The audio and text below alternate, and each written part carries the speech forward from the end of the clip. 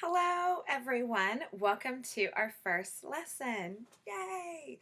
I'm Brandi Amara Skyy, and you are actually in my home office.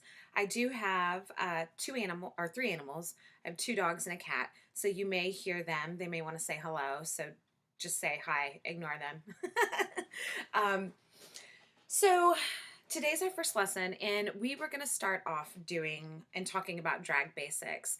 But the more I started thinking about it, and the more I was listening to conversations that people were having online about, uh, okay, backstory. A friend of mine, Portia De Marco, I believe is her last name, she shared with me, or she tagged me in a post about a new article from this gentleman who was like, I don't understand what female drag is. Like, I don't think it's drag queen. I don't think it's dragging. Like, I think that our drag should be cis men only, gay men only, blah, blah, blah, blah, blah. I'll find the link and post it underneath the video. So anything that I talk about, just kind of logistically, if I reference it in this video, I'll make sure that I post it below so you can check out the video. I know I'm going to talk about a video or any articles that I talk about. I will link to everything below.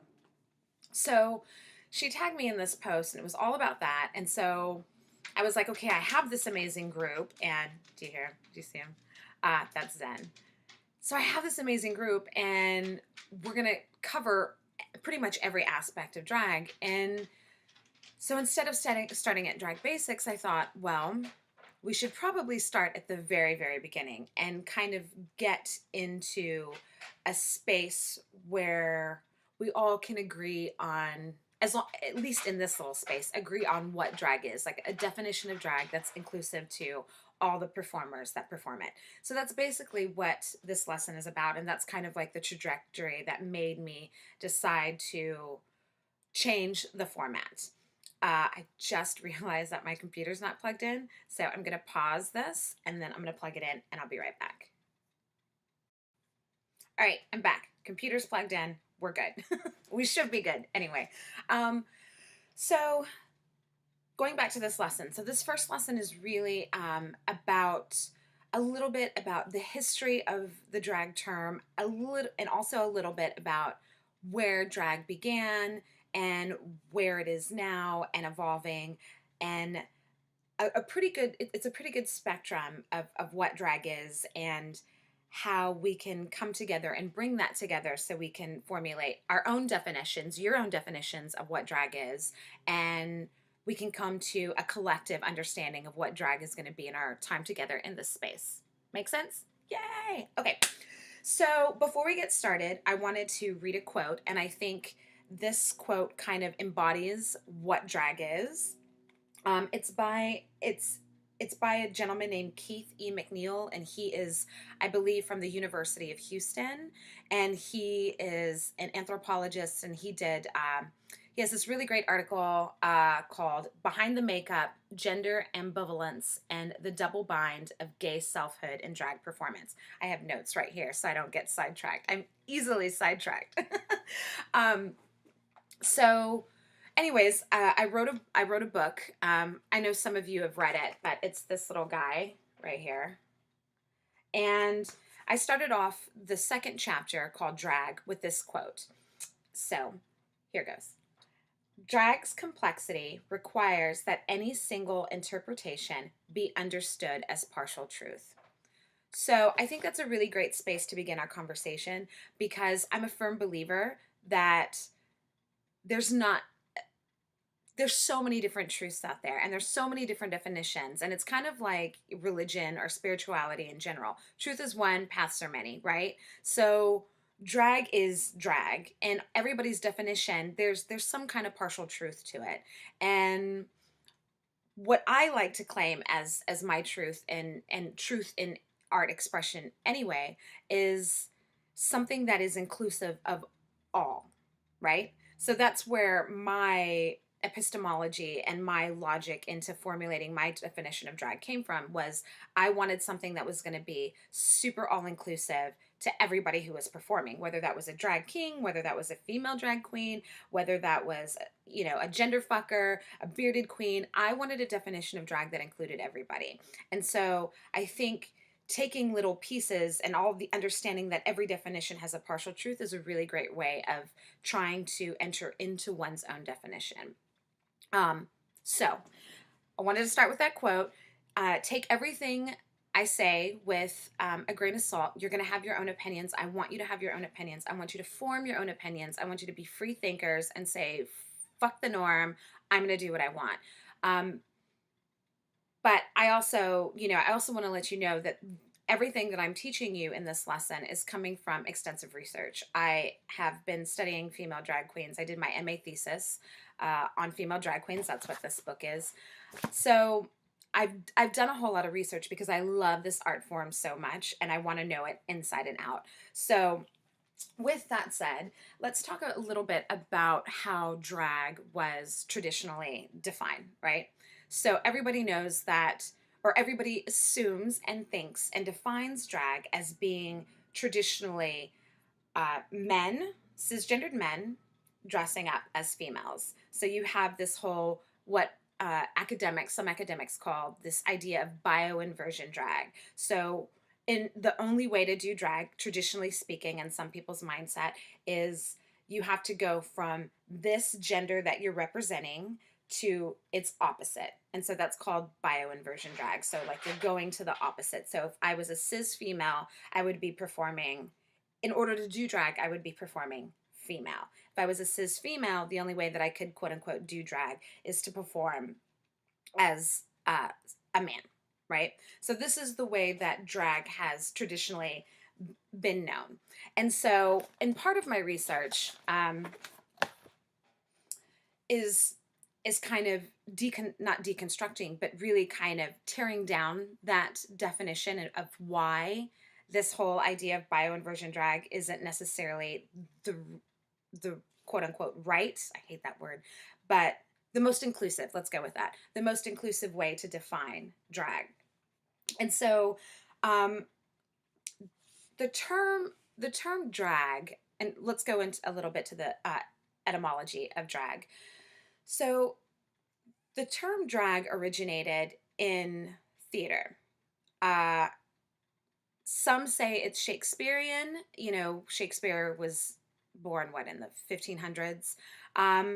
Some people say it goes far beyond that. And so I just want to read a piece. This is from a book called Drag, A History of Female Impersonation on the Stage by Roger Baker. And this book was published in 1968. And really, the dialogue or the study of drag really started, like, book-wise and academic-wise, really kind of started in the 60s. So if you go back and try to research drag, either through academia or academia, either through books or magazines or anything like that, 60s is kind of where everything is going to start. So this is a little introduction about the term from this drag book. Drag. Drag is a theatrical term. It means woman's clothes when worn by men. So that's the whole bioinversion. And men have dragged their skirts across the stage since the beginnings of theater. In the playhouses of ancient China, Japan, Greece, and in medieval England, the heroines were always young men.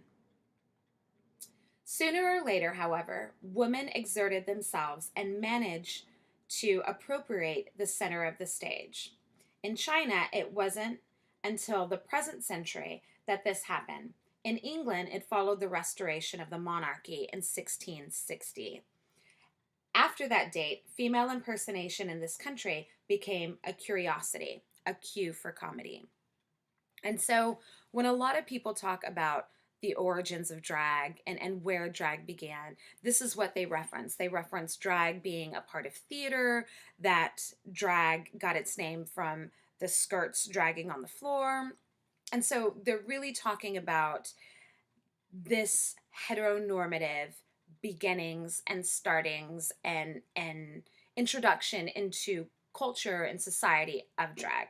So the problem that's the Shakespearean definition of drag or origins is that they claim that the word itself, drag, really wasn't a word as we know it until after. And so I'm sure you've seen some of the things where it says, in Shakespeare plays, there's a footnote that says drag at the bottom, and it's an acronym, dressed as a girl, or says a man played drag, blah, blah, blah, blah, blah, dot, dot, dot.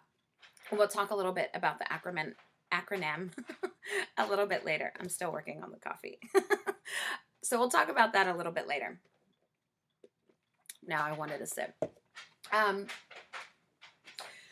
So the way that we understand drag is, or the way that we understand the history of drag, is that it started in the 1800s as kind of as this role of men playing women on stage.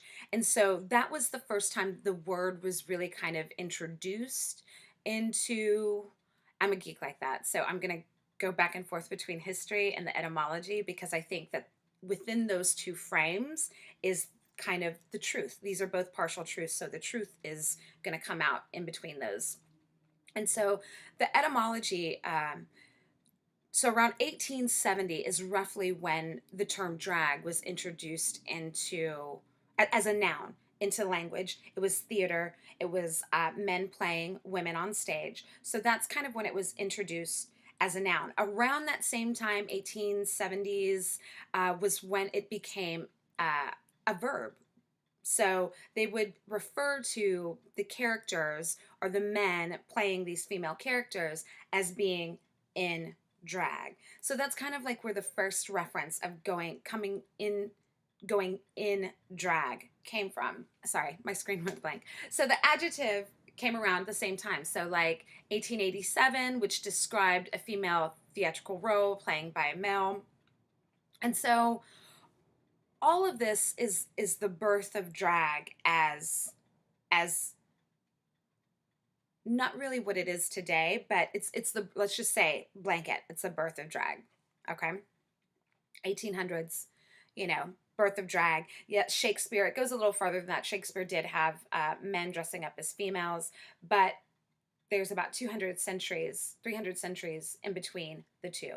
So we'll say somewhere between the partial truth of each of these is 1500s, 1800s. So let's say within those years was when drag kind of came into social human consciousness and the stage. So I'm sure you've heard drag used as an acronym.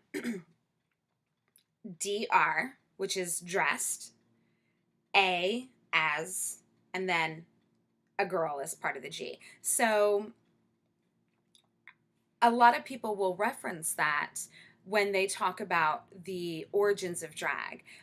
But what they're failing to realize is that's really fake news. It's folk etymology. And so acronyms really didn't get, acronyms really were quite rare, like as everyday use in the English language until after World War I.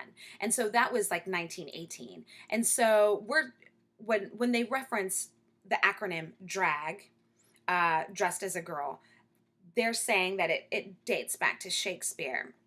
And around that time, they really didn't use acronyms in that way or format. And so there's a gap there of knowledge and not knowledge.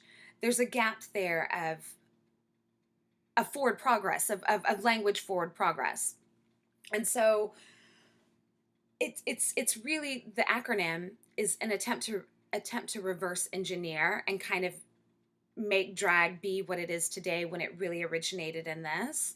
And I think the prominence of this idea of dressed as a girl really, the prominence in mainstream consciousness and this whole idea of this is where this is what drag means, really stemmed from my friend Christopher Logan. He did a book by the same name in 2012. I think you're in my office, so you'll probably see me roll back and forth, so hang on. Okay. So I think that acronym and that folk etymology really kind of came into drag mainstream consciousness when my friend Christopher Logan published this book. And so with this book, he named it drag, and so he did the acronym. So he basically, in the introduction of this book, okay. So can you see? Yeah, there you go. So he talks about drag. So he talks about the acronym of drag, but even he in here has a disclaimer saying that this is folk etymology. So folk etymology is something that, you know, etymologists who study the English language have come to see as false. So whenever you hear, and this is my, sorry, hang on. So and this is one of my biggest pet peeves. So whenever you hear somebody reference drag in that way, dressed as a girl, then they immediately are just relying on the social sharing of news and ideas and what they think is truth instead of doing the research. Because if they did the research, if they knew the history of drag, then they would know that that is not what drag really means. That's just our culture's attempt to reverse engineer a term to make it more about us, which, you know, we do a lot. So I really think that's important. And if you are one of those people that uses drag and uses it as an acronym, I really highly suggest that you go and research the term and research that. And I have, I think, and I'll post my notes for you as well, so you can kind of see where I get off track. And you can see also my sources, because I think that's really important. So anytime I talk about something or I reference something, I'm going to give you sources, because that's what you do. Every good teacher should always reveal their sources. So